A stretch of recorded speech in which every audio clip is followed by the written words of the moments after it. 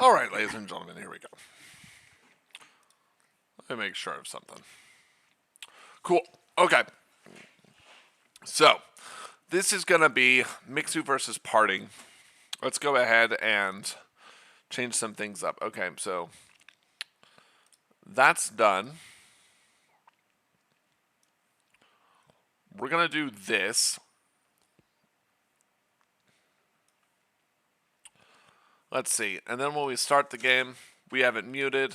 Let me make sure of something first. Nice, nice. Okay, cool. And now that we actually got in here, we're over here on the side and we don't take up the map. All right, perfect. So here we go. We have Mixu versus PartinG. This is Secluded Grove. Now, if you remember the analysis that I did very shortly ago, and up here on the upper right-hand side is Mixu, and he's about to get Sir mixed a lot by PartinG, who just had a departing from his military service and is going to push his soul right into Mixu. And obviously PartinG is in the bottom left-hand side. If we take a look at the map, you can see that it's Secluded Grove. Let's remember all of the things I talked about Secluded Grove, right? What is Secluded Grove for? Infernals. Why is it good for Infernals? They have a very easy game plan of 2 points that they can defend, and they can choose whether they want to take 4 bases in a quadrant or they want to push towards the center. I think the push towards the center plan is just infinitely better than what they could otherwise do. I will note that you could watch this replay and generate some build orders, get some information as to what you should be going for and building on this map. But we're not too worried about that yet. So, a scout goes out.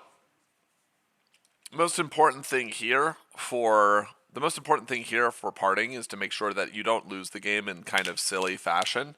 As the scout goes around and does a bunch of pickups, that's fantastic. What you really care about here for PartinG as well is that your game plan goes off without a hitch, and we see that there is an Iron Vault started. I think that this is very intelligent. It ends up either being a good metagame read or a good call-out. A fast expansion might have been a bit too risky. I'm pretty sure at this timing the scout would have seen that there was at least an imp going over here, or making plans. Wonderful. And the reason I say that is that you wouldn't be able to see the unit itself, but when you get into the main, you'll be able to see how much of the resources are taken and what buildings have been made. And I actually think that this could be optimized a little bit more for your scout to show up here to know. Like, your scout could show up a little bit later if you're checking for the expansion, but if you're concerned that you're going to get cheesed, which is probably why Mixu is going in like this, then you'll do this. This is especially the case because Mixu is going to be going for a fast expansion. And the little wargame equivalent that I would use for this is that Mixu is going to be going for castle first into 1 barracks, right? And his opponent is just going to be doing a castle first into 1 den, really, and his opponent is going to be going 1 barracks soldier pressure.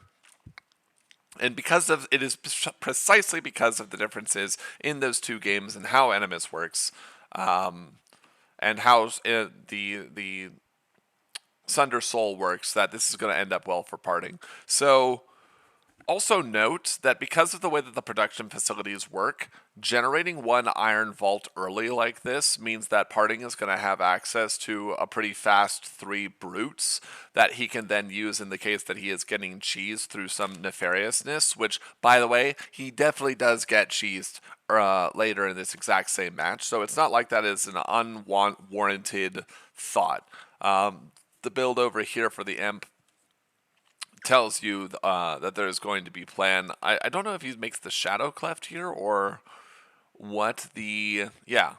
He was just mining. There's a cool little optimization right there, actually. PartinG mined, think 2 trips of Therium with the Imp that he is then sending over, and he makes the Brute, and the Brute coming out forces the Scout to go away.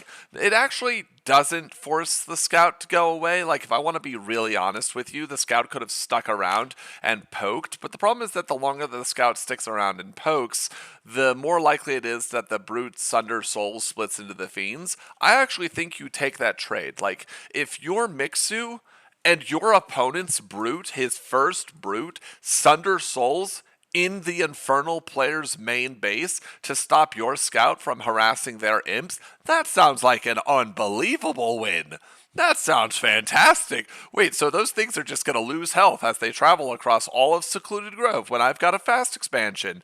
I actually think that that works out. Now, I know it feels bad to lose the first unit, but you have to understand that when the Brute Sunders Soul, it's not you. This is where the StarCraft comparisons will, like your StarCraft brain will turn things off for you. It's not that oh, by the way, use the Supercup command if you can't see it already. That'll get you the links to the original matches that Artosis and Mapu did the casting and observation work for here. And special thanks again to Artosis for letting us review and react and interact with his content. So, I actually think if your StarCraft brain is on, you're thinking, man, I don't want to lose I don't want to lose my SCV to 2 Zerglings early in the game. I should get out of here before I'll lose my SCV to Zerglings.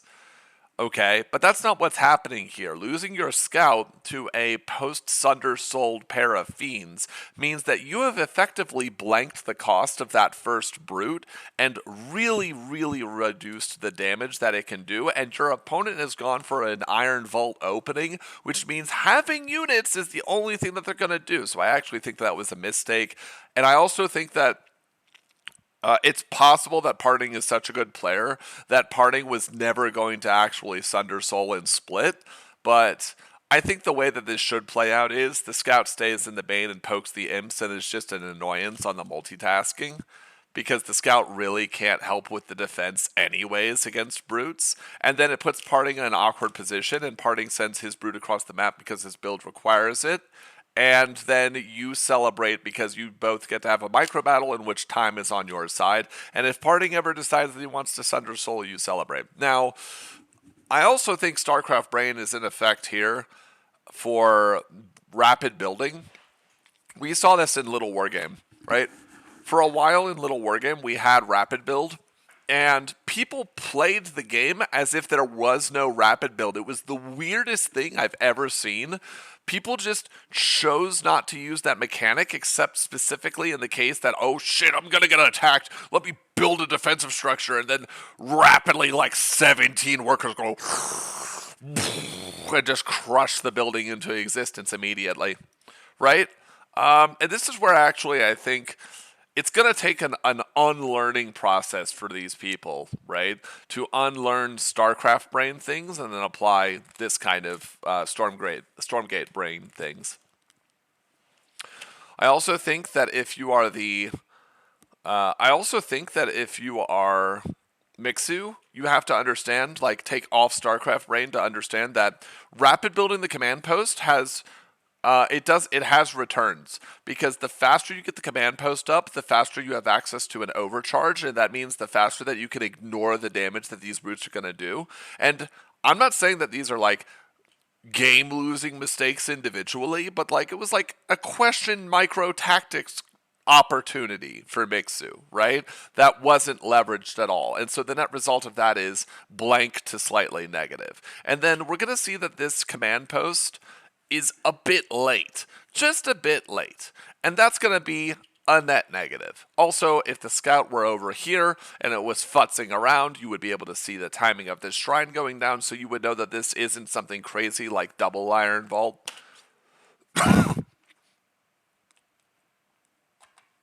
Yep, the scout is going back towards the vision camp right now, and there's the meat farm. Building question for meat farms.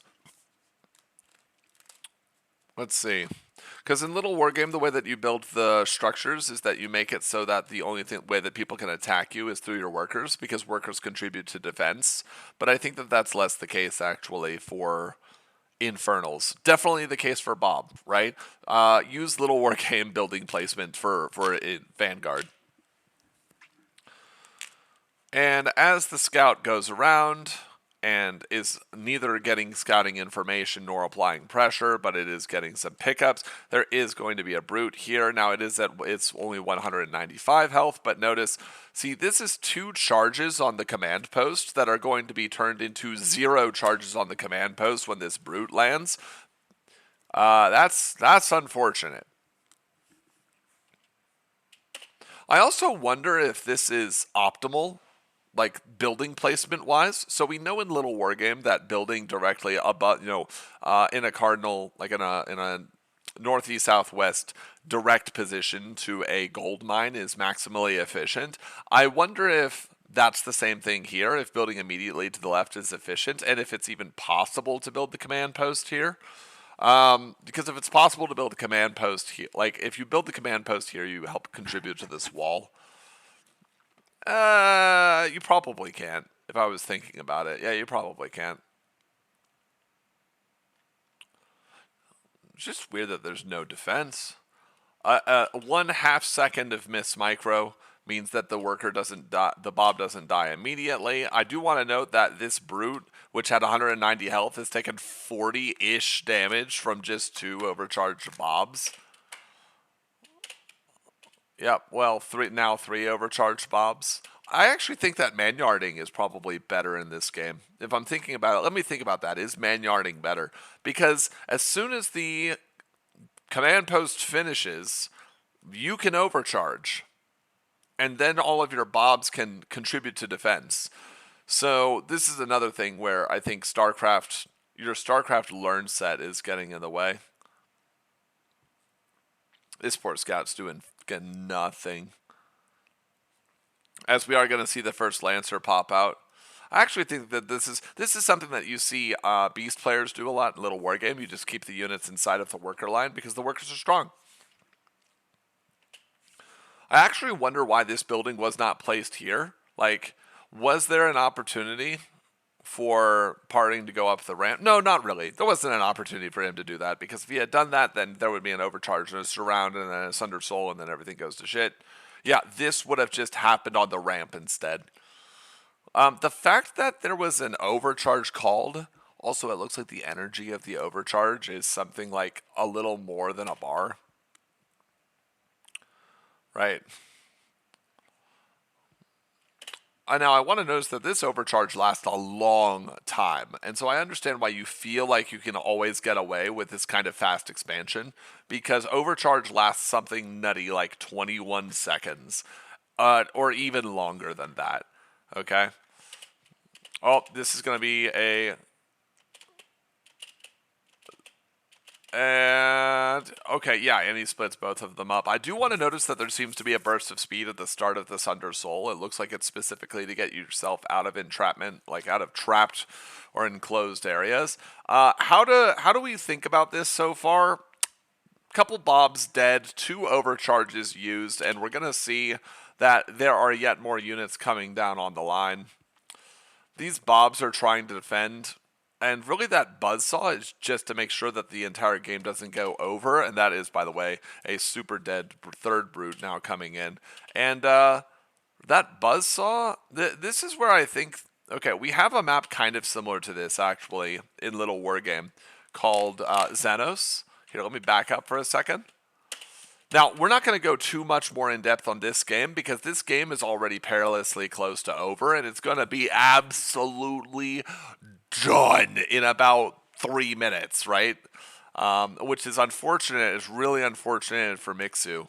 But just I think a couple missed opportunities, and then PartinG just running away with the game.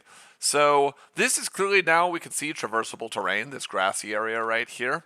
And we have a map very much like this in Little Wargame called Xenos. And the way that Xenos works is there is a ramp going down and a gold mine is what it's called in that game over here. And players can't really like cleanly wall it. So what you see players do is they put their first couple of structures down here, right? And on maps like this, you never see, or you very rarely, very, very rarely, unless it's like a huge metagame, megamind level game call, you don't see people fast expand because the contours of the natural don't allow for it. What you see instead is house, barracks, castle, right? And then plug the hole with units. Or you might see house, one den, expansion, second den, right? Something like this. Basically, this long vertical strip has to be accounted for because the easiest path into your main is to just ignore your natural, especially since you put a defensive tower here. And I have no doubt that against most people, and with the combination of Bob Overcharge, this would be fine. But the first brute generating a Bob Overcharge, like getting the Bob Overcharge out of the natural, leads to the cascade of needing the defensive structure in place. And then that leads to you realizing there's a problem in bringing half of your Bobs off from the main down to the natural so that you can then try to kill the brutes, but you fail to kill the brutes because PartinG, it turns out, is good at micro. Who'd have thought? And I have seen a couple of games. I know, so it's like that meme of if I had a nickel for every time that I saw the first Lancer that a Vanguard player built killed by 6 Fiends, I would have 2 nickels, which isn't a lot, but it's kind of concerning that it's happened twice. Also, I want to note, you do not have to fight these Fiends. Now, I know it looks scary up in the main. You probably don't have enough for an overcharge, but these Fiends...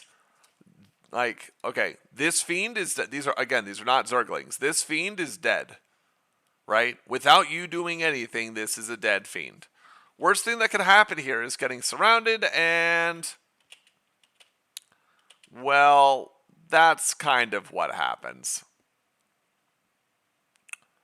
Now, 2 of those are dead, but actually the damage here is already done. Like, for the cost of 3 brutes, and thus 6 Fiends... First off, PartinG got all 6 of the Fiends out of it. Secondly, 2 of those brute splits were after worker kills, and those were going to be dead brutes anyways. The third one was kind of like aggressively jumping in because he saw an opportunity.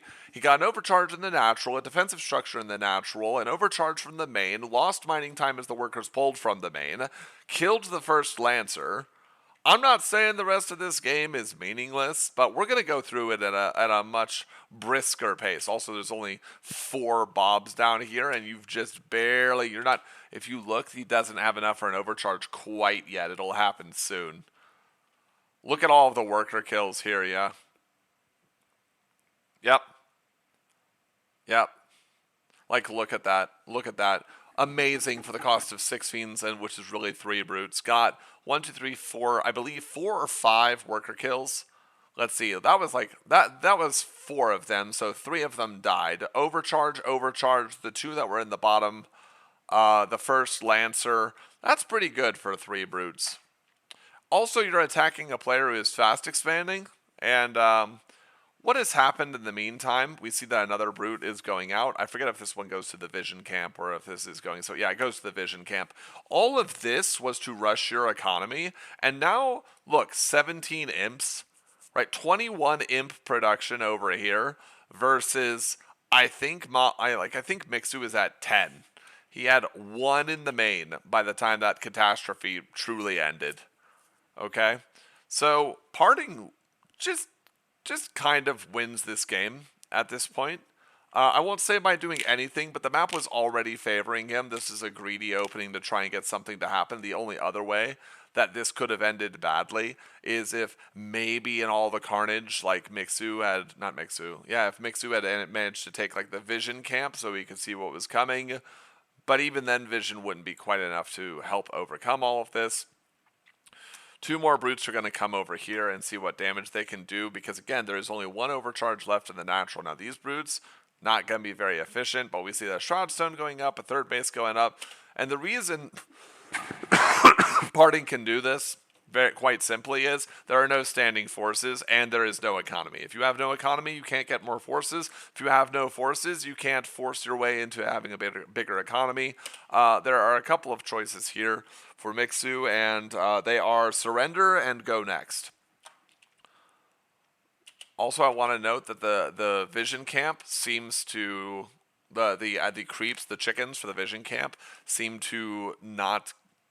How to say? They don't seem to particularly care who attacks them. They don't seem to attack the weakest unit. Double vision camp over here, and this is what I'm talking about.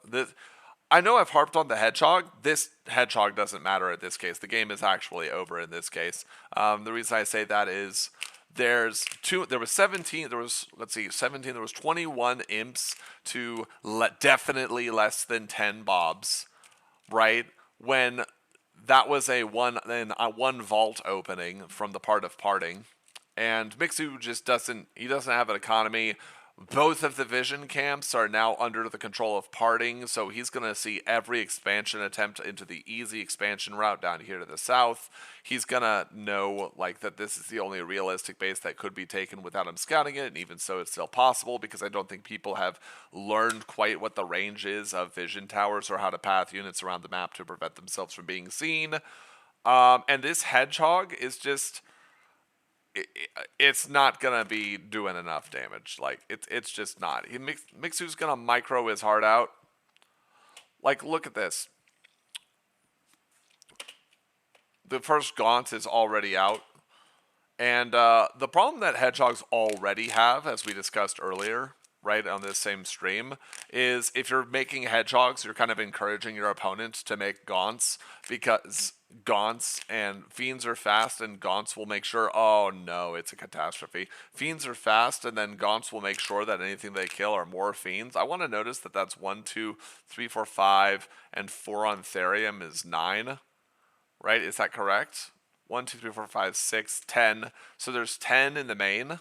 There were 10 on the Luminite alone in PartinG's base a couple of minutes ago. And then a full 12 down here at the natural, which makes sense because it has the expansion. The hedgehogs are going to do their best to try and get some poking done, but honestly, this is the problem with having the light fast harass unit, is that you actually can get bullied off pretty well. And if we think about attention as a resource, Mixu has to do enough damage. I mean, he's motivated to do as much damage as he possibly can here. I do want to note something, in case people have missed it, is that, remember what I was talking about before about the parting shroud stone? You can probably see it right here. Hedgehog veteran see. Let's see. Actually, we get to see something about the health. 46, so it's plus, cool. So hedgehogs get plus 20% hit points and 10% weapon damage for each iteration that they have. Considering they do like 30 damage a hit, that's pretty good, right? Especially because percentages stack, right? If you don't believe me, ask the person who gets... Ask the person who gets 1 penny every day and then it doubles every day. Penny doesn't sound like much. Even 1,024 doesn't sound like much. It's just $10 and it gets wild very quickly. So all of this is another overcharged force. And I think PartinG's doing a really good job of showing how you break through this probably imba-seeming defense, right? Is that Bobs can't actually deal with Fiends, so it's worth splitting off a couple of brutes now and again into Fiends, and if you can get them through, just force an overcharge.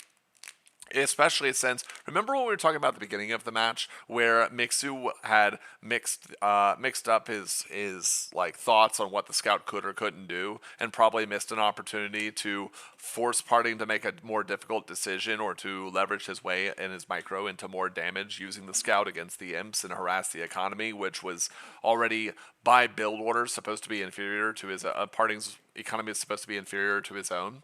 Yeah, see, this is what PartinG is doing now to Mixu, even though he's on the other side. He got so much economic damage done that he can afford to split off brutes that are already kind of low health or no veil and low health and force an overcharge, and Mixu has to respect that. And that's how, notice we don't see like huge stacking balls of possible overcharges here. Also, we don't know if overcharge has a cooldown. Oh, cool. So you do see the range of the vision camp. Nice. So something that's cool about this Shroud Stone is getting in and cuddling the building. Like, this helps defend. If we assume the Shroud Stone's damage is at least roughly equivalent to the Shroud that it kicks out, you're defending this area right here from melee attackers and lancers. A hedgehog standing here can hit this. That is the downside of this, but also that means in order for the hedgehogs to damage the Shroud Stone, right, damage the permanency structure that is keeping this up, you have to go through these units. And this is something that we see a lot in Little Wargame. Like, you will have fast units like wolves, and you will think, well, I could just go in and snipe that. And actually, you might take too much damage trying to do the snipe because your units are faster, but that's usually at the trade of their attack or their... you have the movement speed, but at the cost of their attack. At the cost of their ability to do damage as quickly as you would like, or at the cost of their survivability. And so... yeah, a couple of Gaunts and Brutes. I'm sure if you had like 5 million APM, the Hedgehogs always win this, but you're taking the fight on a Shroudstone with Veil. Like, you're fine. These are temporary, meaningless hit points. Like, and remember the defensive arc that I was talking about before? By taking this third base, PartinG is just saying, I'm just going to hold this area, thanks. Not, again, some of the rules that I was talking about get thrown out the window because PartinG just is that far ahead. As soon as the Gaunts have Infest, or have the Hemoglaive Infusion, as soon as they have their infusion, or there is a single Magmadon, we're going to see a push to the death. Right? Now there is another Shroudstone that's going up, and Shroudstones... I want to note that this thing has 400 health, but I'm guaranteeing you that in similar to Warcraft 3 logic fashion, they have less armor, less health, or otherwise weaker stats. Another overcharge went out. Yep, so there's 3 bases over here, and not like Mixu kind of has to take a third base to try and stay in the game. Notice what the Shroudstone was doing there, right? The Shroudstone was able to hit the Hedgehogs as they were coming into this area, and they have to come into this area, which means that the slower moving units can actually like get around them. They won't be able to kill all of these units, but some Focus Fire will take out 2 of them. Yep. Actually, the Fiend spawn there was responsible for getting the second one killed. Very interesting.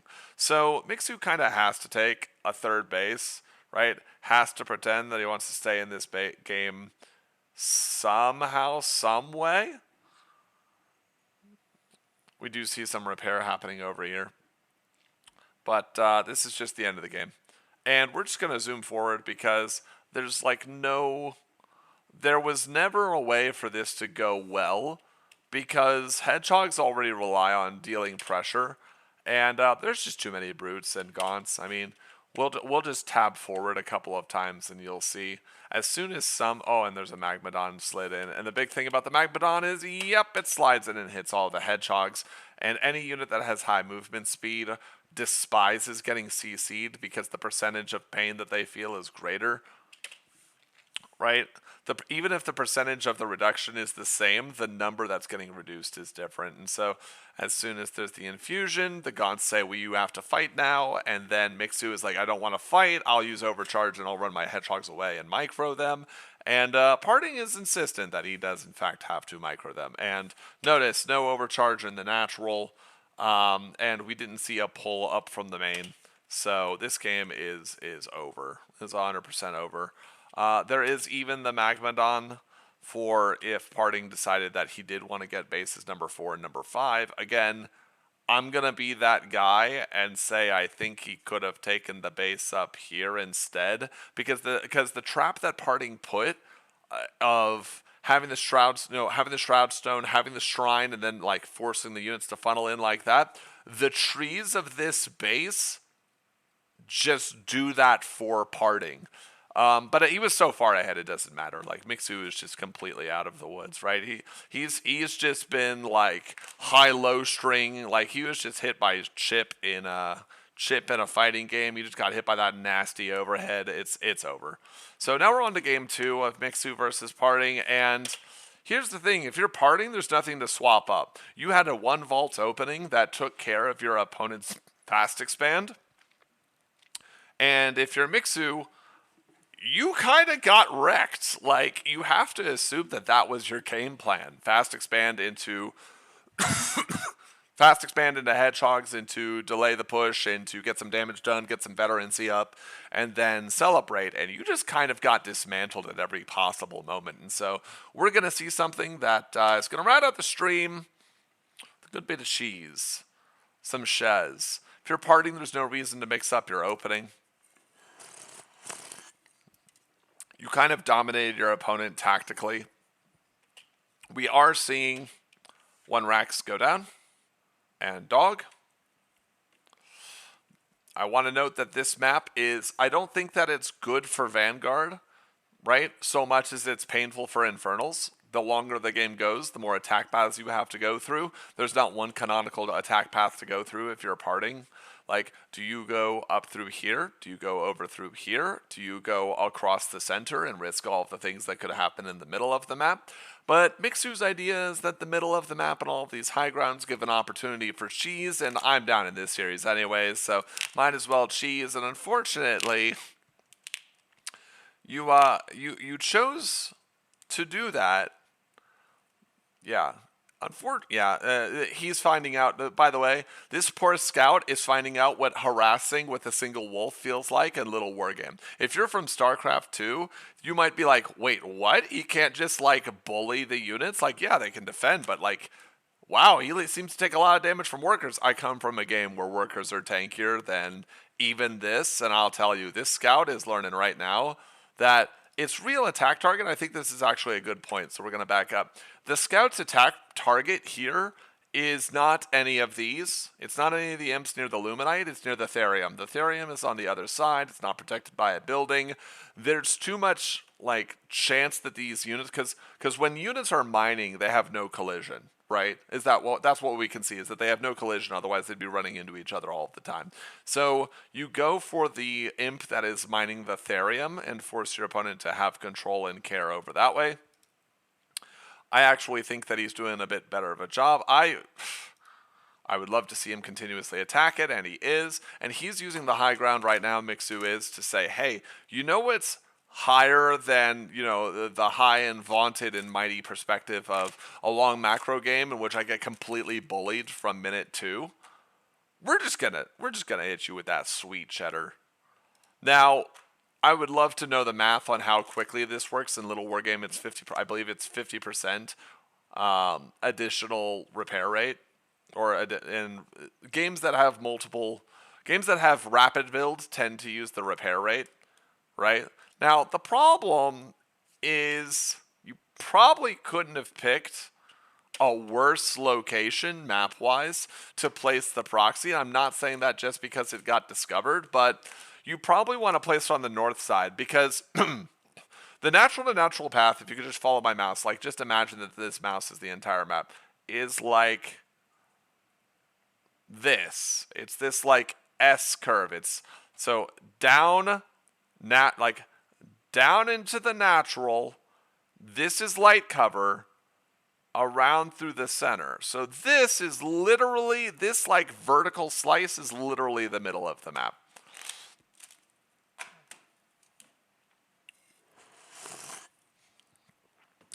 And poor Mixu, he's just not having a good time. Yep. They have to, he makes the barracks, but the jig is up.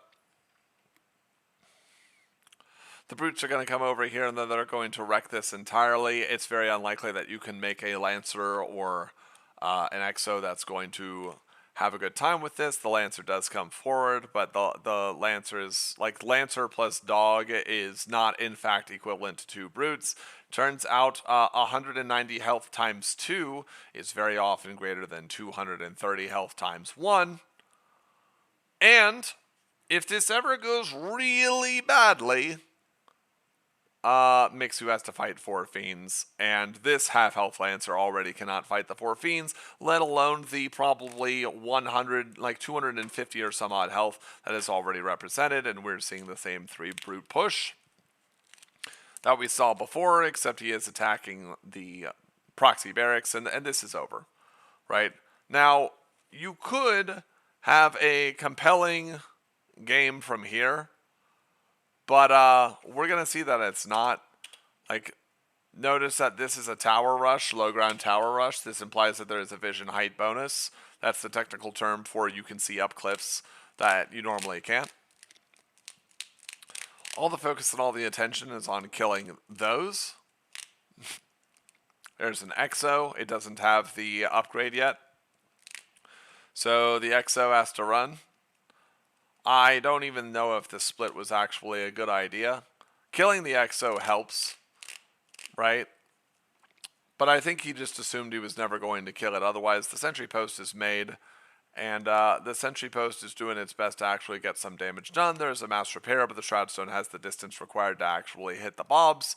And yeah, this is over. I mean, this is one of those things that as people become more familiar with the game, these things become more optimized. You learn more about what your range is versus their range, and specifically, can I place the sentry post in such a location that the Shroudstone can hit it, but not the mobs that are repairing it? But even if even if it otherwise could work, it was not going to. Also, there's just some flagrant disrespect over here on the part of PartinG. Just building buildings. Like, look at that. He's just building the meat farms right next to the sentry post. He's like, I need the supply anyways. Also get wrecked by fell hogs, noob. That is so disgusting, the dismantling, actually. I felt like Mixu had much better options in game one, even though that map is more Infernals favored. I actually would have liked to have seen the cheese happen in the game one on that map, as opposed to on this map. I think this map presents a lot of long-term problems for Infernals. What is the attack path? What third do you take? Once thirds are taken, where do you go? Also, there's a lot of difficulty in defending whatever third base you take from air assaults.